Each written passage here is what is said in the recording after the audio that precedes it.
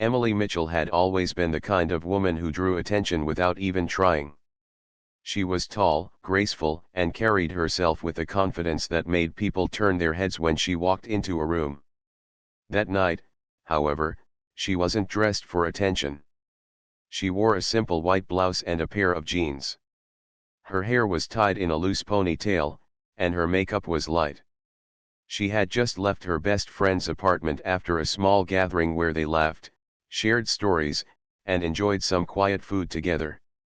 It was late, and the streets were calm, with only a few cars passing by from time to time. The city had a way of feeling completely different at night.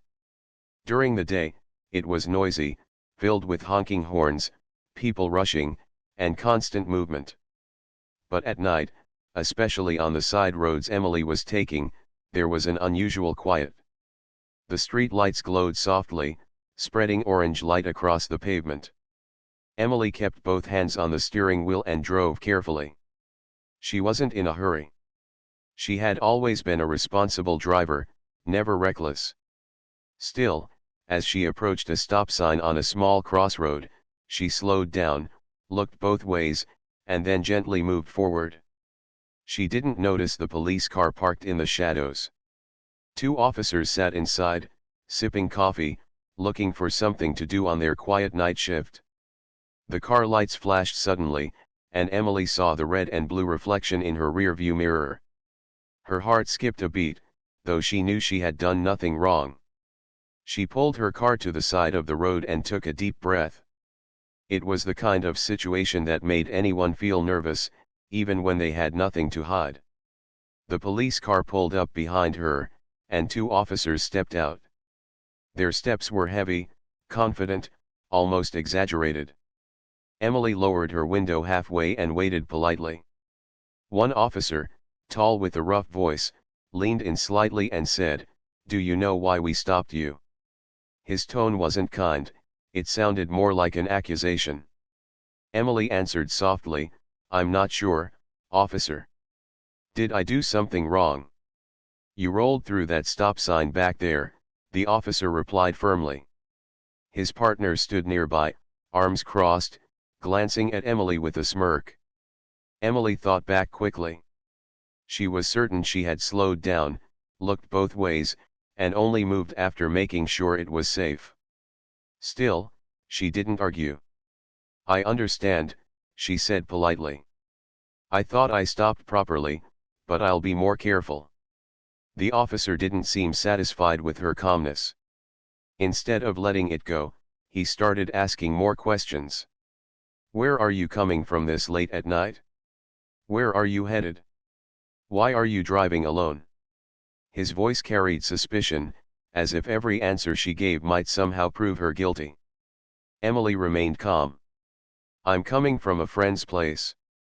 I'm on my way home."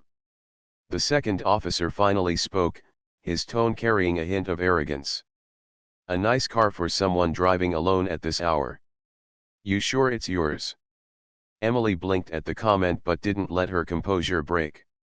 "Yes, it's mine," she replied simply. She had been in situations like this before, where people assumed too much about her based on how she looked or what she had.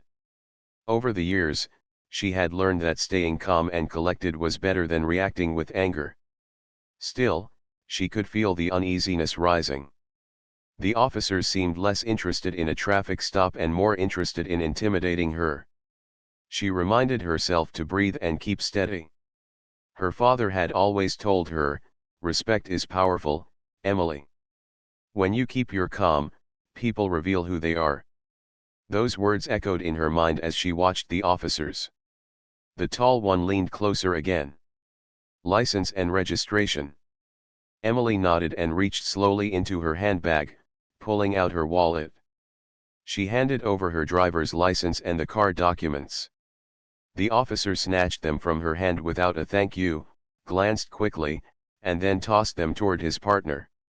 Neither seemed to pay attention to her last name, which was printed clearly in bold letters: Mitchell. "Step out of the car," the tall officer ordered suddenly. Emily hesitated for only a moment before unlocking her door and stepping outside. The night air was cool against her skin. A few people walking nearby slowed down to see what was happening. A car or two drove past, their drivers turning their heads in curiosity. Standing on the sidewalk under the streetlight, Emily looked calm. Her posture was straight, her voice steady, even as the officers continued their questioning. They asked if she had been drinking, if she was hiding anything in her car, and even why she had chosen that road. Emily answered each question politely, never raising her tone, never losing her composure. Her patience seemed to frustrate the officers. They had expected nervous stuttering or defensiveness. Instead, Emily gave them nothing to feed on. Her politeness was almost like a shield.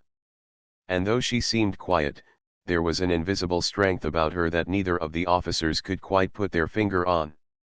Inside, Emily's heart was beating a little faster than usual. She was human, after all. The flashing lights, the sudden stop, the way the officers acted, it was unsettling. But she knew she had nothing to fear. She had grown up in an environment where pressure and intensity were normal. She had learned long ago that fear only made people lose control. Tonight, she would not let that happen. As the questioning dragged on, one of the officers noticed a small group of onlookers forming across the street. People whispered to one another, curious about why a woman like Emily was being treated this way. Some shook their heads, recognizing the officer's arrogance. Others simply watched, waiting to see how the night would unfold. Emily stood there quietly, her calmness beginning to make the officers uneasy, though they didn't show it. She knew something they didn't. She knew her last name alone carried a weight they couldn't imagine. But she wasn't the kind of person to flaunt her identity. That was never her way.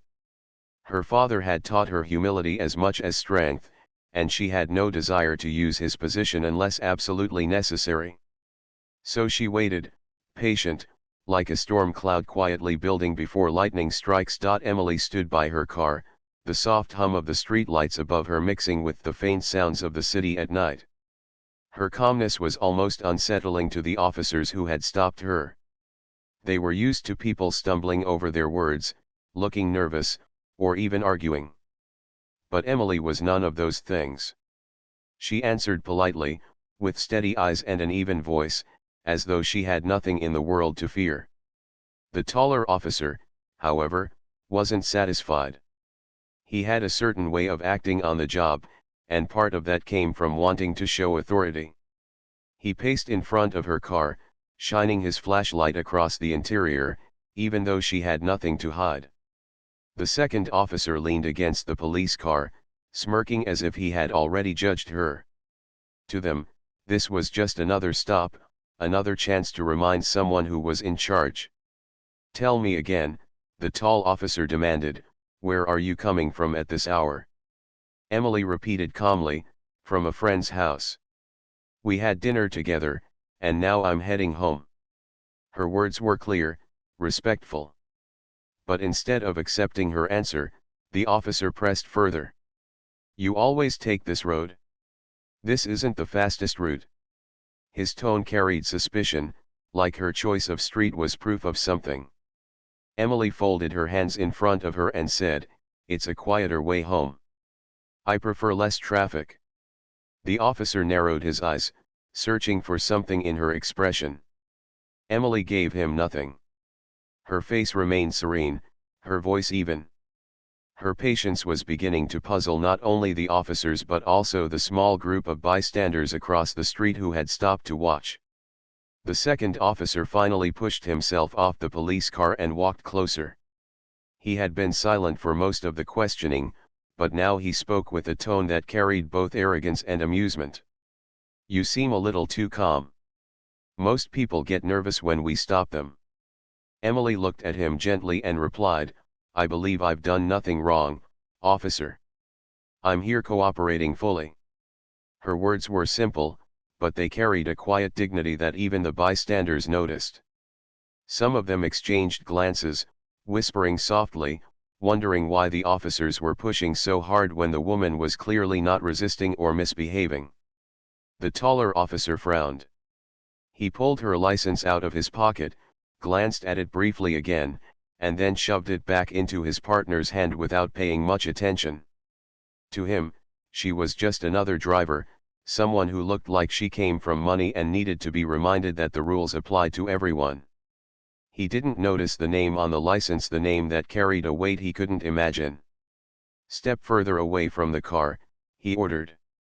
Emily took a gentle step back, still poised, her movements calm and deliberate. She looked neither afraid nor defensive. She knew she had to remain steady, no matter how far they tried to push her patience. Inside, her heart beat steadily, but she felt no panic. She had been raised in an environment where pressure was normal, where calmness in the face of intensity was taught like a daily lesson. "Are you hiding something in your car?" the second officer asked suddenly. Emily turned her eyes to him and answered, "No, officer.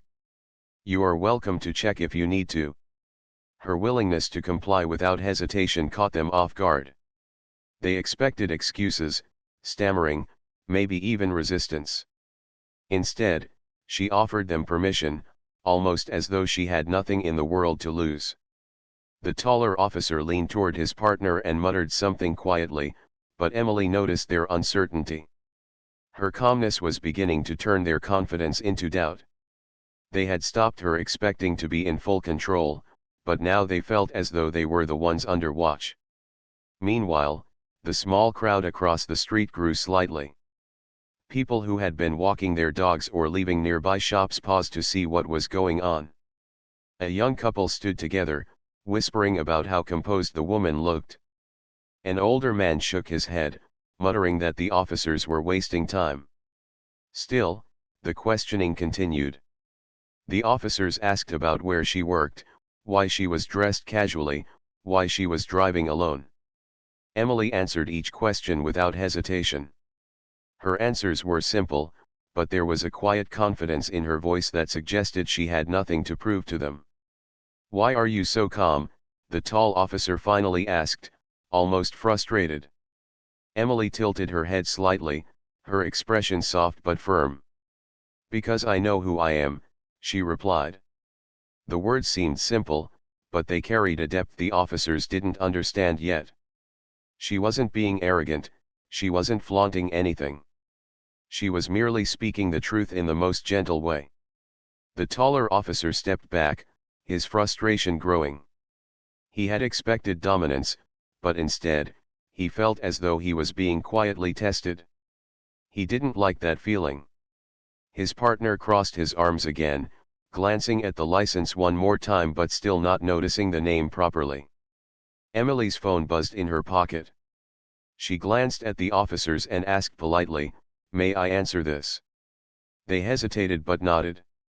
She pulled out her phone and stepped slightly to the side, keeping her voice low. It was her father calling, as he often did when she was driving home late. He wanted to make sure she was safe. She spoke gently, "Yes, Dad, I'm fine. I'll be home soon." "No, don't worry, it's just a small stop." The taller officer overheard the word Dad but paid little attention. The second officer, however, raised his eyebrows slightly, curious. Emily ended the call quickly, slipped her phone back into her pocket, and turned to face them again with the same calmness. The crowd whispered again. Some of them had caught the word Dad as well and began speculating about who this young woman might be. Her poise, her confidence, and the way she carried herself did not match someone who was guilty of anything. Instead, it reminded them of someone who was used to carrying responsibility, someone who had grown up in a world larger than most people could imagine. The officers, still unaware of the truth, continued their questioning, but their confidence was slipping. Emily, without raising her voice, without arguing, was slowly turning the situation around. Every word she spoke was measured, every movement calm. She had given them no reason to accuse her of anything, and yet she had not let their intimidation affect her. Inside, Emily knew the moment of revelation was coming. She didn't want to embarrass them, but she also knew she couldn't allow them to treat people this way forever. She thought of her father's words again, respect is not a gift, it is a choice. Those who fail to give it will one day learn why it matters. And that night, the lesson was already on its way. The night air grew heavier as the questioning dragged on. Emily stood tall beside her car, her white blouse catching the glow of the streetlight, her calm eyes watching the officers who circled around her as if they were hunting for a mistake she had not made. The tall officer tapped her license against his hand, not even looking at it properly, while his partner crossed his arms, staring at her as if waiting for her calmness to break. Yet Emily did not waver. Her patience had limits, though she rarely showed them. She had lived most of her life learning how to remain steady under pressure. Being the daughter of a man who carried enormous responsibility for national security, she had grown up in an environment where losing your calm could mean losing control of an entire situation. But tonight, she had hoped for nothing more than a quiet drive home. Her phone buzzed again. She slipped it from her pocket, and the tall officer stepped forward quickly. "Who's calling you at this hour?" he demanded. Emily looked at him politely. "It's personal, officer. May I answer?" He hesitated, then gave a small nod, more curious than respectful. Emily stepped slightly to the side and answered softly. "Dad, yes. I'm fine. Still on the road. Just stopped for a bit. Don't worry." The officer's ears caught the word dad, but it was the next word that froze him in place. Emily had said quietly, "Director, I'll be home soon." She hadn't meant for him to hear, but her soft voice carried in the night air. The officer blinked, his mind racing. "Director? What director?" He glanced at her license again, this time reading the last name properly for the first time. His face paled. "Mitchell. Emily Mitchell." He had heard that name countless times on the news. Her father was none other than David Mitchell, the director of the CIA. The weight of realization hit him hard. His partner noticed his sudden stillness and snatched the license from his hand, squinting at the name. His smirk faded instantly, replaced with disbelief. He looked at Emily, then back at the card in his hand, then at Emily again. His heart raced, a sudden fear rising in his chest. The tall officer swallowed, his voice suddenly dry. "Wait. Mitchell." As in, he couldn't even finish the sentence. Emily met his gaze, her expression calm, almost gentle. She did not look angry, nor did she look triumphant. She simply said, "Yes." Her single word was enough. Both officers felt their knees weaken. They had spent the last 20 minutes mocking, interrogating, and trying to intimidate the daughter of one of the most powerful men in the country. They had demanded she step out of her car, accused her of being suspicious, and treated her with arrogance, all without realizing who she was. The second officer stepped back quickly, his voice shaking. "Ma'am, we didn't realize." Emily raised her hand slightly, stopping his apology. "You didn't need to realize who I was," she said softly. "Respect should not depend on a name." Her words pierced through the air like glass breaking. The crowd across the street grew even quieter, leaning in to hear every word. They could sense the shift in the atmosphere, the way the officer's tone had changed completely, the way their confidence had collapsed in an instant. The tall officer's hands shook slightly as he tried to hand back her license. His earlier arrogance was gone. Instead of looking down at her, he couldn't even meet her eyes. His partner stammered, we were just doing our duty, ma'am. Nothing personal." Emily accepted her license back calmly, sliding it into her wallet without another word. Her silence was heavier than any lecture she could have given. The officers shifted uncomfortably, their faces red, their hands fidgeting. They were no longer in control.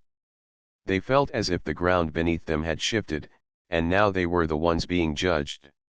Emily's phone buzzed again. She answered, speaking quietly. Yes, Dad. Everything's fine.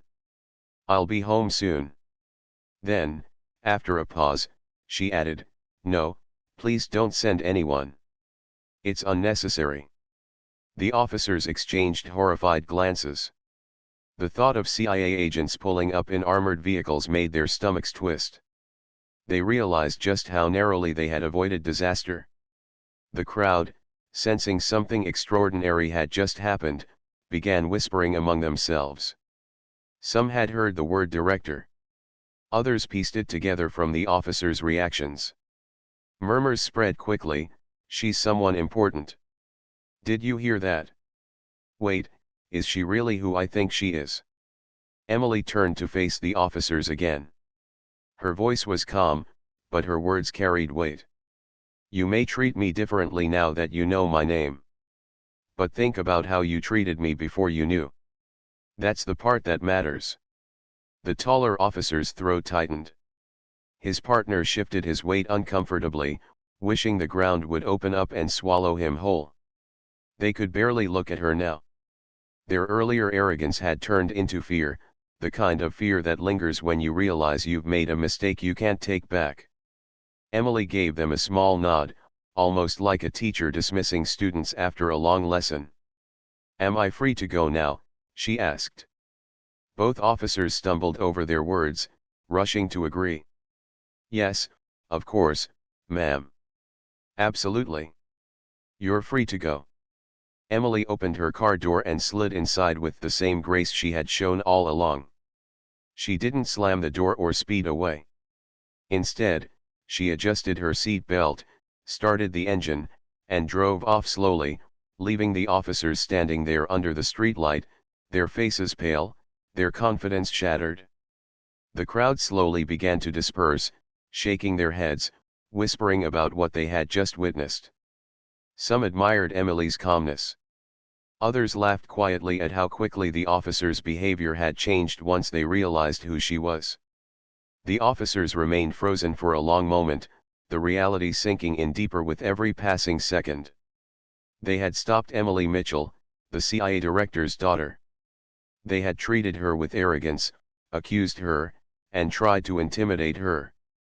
And now, they were left with the memory of their own humiliation. The taller officer finally broke the silence, his voice shaky. We're in trouble, aren't we?" His partner didn't answer. He didn't need to. Both of them knew the truth. The night seemed to hold its breath as Emily drove away from the flashing police lights. Her tail lights glowed red against the dark road, fading slowly into the distance. The crowd of onlookers began to scatter, whispering among themselves about what they had just seen.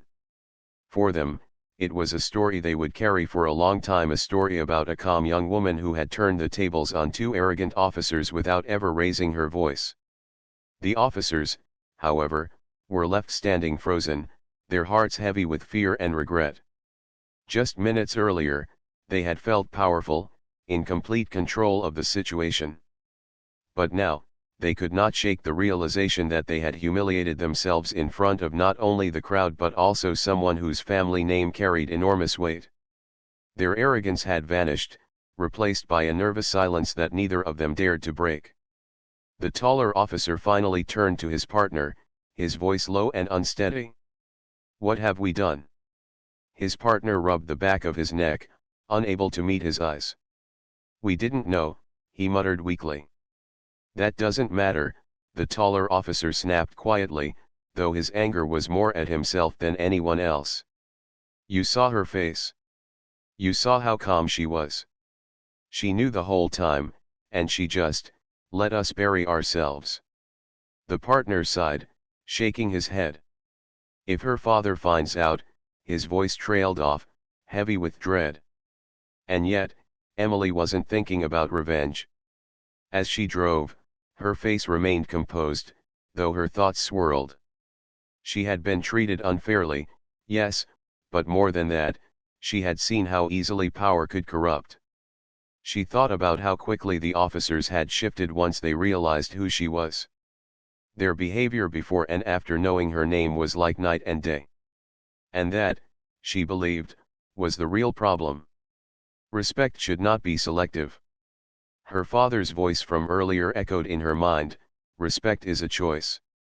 She smiled faintly, her hands steady on the wheel. Tonight, she hadn't needed to shout, argue, or fight back. She had shown patience, and in doing so, she had revealed the truth about those men more clearly than any argument could. Back at the roadside, the officers scrambled to hide their panic as their radios crackled with routine updates. They barely responded, their minds stuck on what had just happened. One of them tried to shake it off, muttering, "Maybe no one will report it. Maybe it'll just fade." But deep down, both knew better. There had been witnesses. There had been whispers. And Emily herself had walked away with the kind of composure that suggested she didn't need to say anything. Their actions had spoken for themselves. The following morning, Emily's father called her again. His voice was calm but firm, the kind of tone that carried both love and responsibility. "I heard you had a late night," he said. Emily paused, then replied softly, "It was handled, Dad. No need to worry." He sighed on the other end of the line. "Handled because of who you are, or handled because of how you acted?"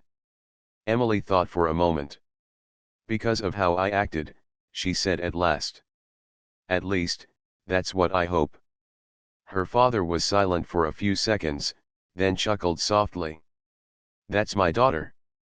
At the police station, however, the story had already spread. Officers who hadn't even been on shift the night before were whispering about it. "Did you hear? Johnson and Peters stopped the CIA director's daughter," one said over coffee. Another shook his head. "They treated her like she was some criminal. Now everyone knows." The two officers in question sat in their office, unable to escape the stares of their colleagues. Their embarrassment was written all over their faces. They avoided eye contact, avoided conversations, and hoped the storm would pass. But in a place like that, stories had wings. Emily, meanwhile, went about her day with her usual calm. She went for a morning walk, greeted her neighbors, and stopped by a local cafe for coffee. People who had been at the scene the night before gave her subtle nods of respect, though they didn't mention what they had seen. She didn't crave attention. She only wanted to live quietly, without using her father's name as a shield. But her quietness made an even louder impression. People admired the way she hadn't lashed out, hadn't flaunted her identity, hadn't turned the moment into a scene. Instead, she had let the officers reveal their own flaws. And in doing so, she had reminded everyone watching that dignity was stronger than arrogance. The officers, on the other hand, were left with sleepless nights. They replayed the moment over and over again, the way she had spoken so calmly, the way her single word yes had struck them harder than any threat could. They realized too late how foolish they had looked, how their behavior had turned them into the example of everything a police officer should not be. When Emily's father eventually heard the full story from others, he didn't storm into the station, nor did he demand punishment. Instead, he simply called Emily again. "You taught them more than I ever could," he told her. "Not with power, but with patience." Emily smiled softly. "Maybe next time they'll think before they treat someone that way." Her father's voice grew thoughtful. "Maybe. Or maybe they'll simply fear the name Mitchell now. But I hope they learn it's not the name that matters, it's the person standing in front of them." That evening, as Emily sat by her window with a cup of tea, she thought about everything that had happened. She could have shouted, could have demanded respect by revealing her father's position immediately. But she hadn't. She had chosen to remain calm, to let them expose themselves. And that, she believed, was far more powerful than any badge or title. For the officers, the lesson was painful but unforgettable. They had stood tall with arrogance, only to shrink with fear when the truth came out. They had learned that respect given too late is not respect at all, it is only regret. And for Emily, the night became another reminder of who she was, not just as the daughter of a powerful man, but as someone who carried her own strength in silence. She knew the world would always look at her through the shadow of her father's name, but she also knew that her own dignity was what truly defined her. The city carried on as usual, but for everyone who had witnessed that moment on the quiet street, it was a story they would never forget, the story of a beautiful woman who had stood her ground with calmness, and two officers who had learned humility the hard way. Morning light filled the city, casting a golden glow on buildings and busy streets. People went about their routines as though nothing unusual had happened the night before, but for Emily and the officers who had stopped her, life had shifted in quiet but meaningful ways. At the police department, whispers had turned into conversations, and conversations into uncomfortable stares. The two officers who had confronted Emily Johnson and Peters walked through the halls with lowered heads. Their colleagues no longer greeted them with casual jokes or nods of respect. Instead, there was silence, heavy and awkward. Word had traveled quickly. They had stopped Emily Mitchell, the daughter of the CIA director, and embarrassed themselves in front of an entire crowd. The chief of police eventually called them into his office. He didn't raise his voice, but disappointment weighed in every word. "Do you understand what you've done? Not because of her name, but because of how you acted. You treated a citizen with arrogance, mocked her, and tried to intimidate her without cause. It just so happened that she was someone important. But what if she hadn't been? What if she had been just another young woman driving home? Would you have treated her the same way?" Neither Johnson nor Peters could answer. They sat in silence, their shoulders heavy, their minds replaying every second of the night before. Meanwhile, Emily lived her day as though nothing extraordinary had happened. She wasn't interested in gossip or attention. She went for a morning jog, stopped at a bookstore, and bought a novel she had been meaning to read. People who recognized her from the night before looked at her with newfound admiration. Some even wanted to approach her and thank her for showing such grace, but Emily simply offered warm smiles and polite greetings. She carried herself not with the weight of her father's title, but with the quiet dignity that was uniquely her own. Later that week, the incident found its way into a small article in the local paper. It didn't mention Emily's name, only describing a scene where two officers had changed their behavior after realizing who they had stopped. The article highlighted the lesson, that respect should not be reserved for the powerful. Readers nodded at the story, shaking their heads at the officer's behavior while admiring the composure of the woman involved. Emily's father read the article too. That evening, he sat with her in their family's living room, a mug of coffee in his hands.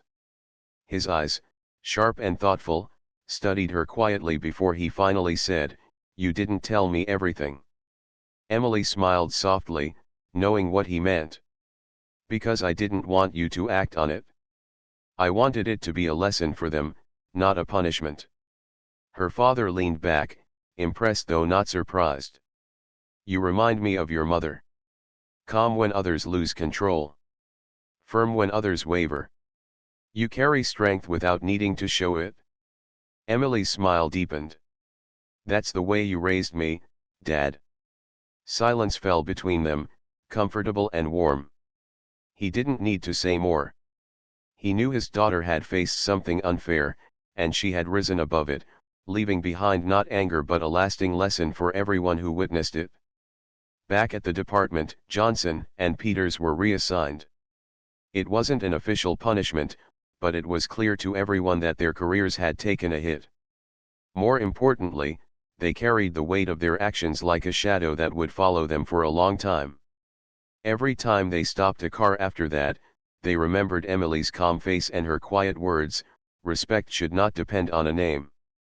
Those words became a reminder that stayed with them, shaping how they acted, perhaps more than any disciplinary action could have. For Emily, the incident became a story she tucked away in her memory, not one she flaunted. She didn't tell her friends, didn't post about it, didn't turn it into gossip. To her, it was just another example of how patience could reveal truth more powerfully than anger. She knew her life would always be touched by her father's position, but she wanted her character to speak louder than her name. In the weeks that followed, life moved forward. The streets filled with laughter, arguments, and the rhythm of the city as always. But in quiet corners, the story of the beautiful young woman who had been stopped by police and revealed to be the CIA director's daughter still lingered. For those who had been there that night, it was unforgettable. They told their families and neighbors, each time emphasizing how she had stood so calmly while the officers unraveled before their eyes. Emily herself carried on with her quiet routines, reading in cafes, jogging in the park, visiting her friends, and enjoying time with her father. She didn't let the memory of the stop weigh her down. Instead, she let it remind her of something simple yet powerful: dignity was stronger than arrogance, and respect, once lost, could never be fully regained. For the officers, however, the memory was heavy. They had felt powerful that night, only to realize their power had been empty. It wasn't Emily's father who had humbled them, it was Emily herself. With her calmness, she had turned their authority into embarrassment, their arrogance into regret. Over time, both men tried to change. They greeted drivers with more politeness, spoke with less harshness, and carried themselves with more humility. People noticed. Some thought they were trying to avoid another mistake. Others thought they had truly learned. But no matter the reason, Emily's words lingered in their minds every time they pulled someone over: respect should not depend on a name. And so, the story ended not with revenge or punishment, but with transformation. Emily continued her quiet life, admired by those who knew the truth, while the officers carried the lesson of humility forward. The city moved on, but the night on that quiet road remained etched in memory, a night when two arrogant men learned a lesson from a calm young woman, and a reminder that true strength often comes not from titles or positions, but from dignity and composure. For Emily Mitchell, it was just another night. For everyone else, it was a lesson they would never forget.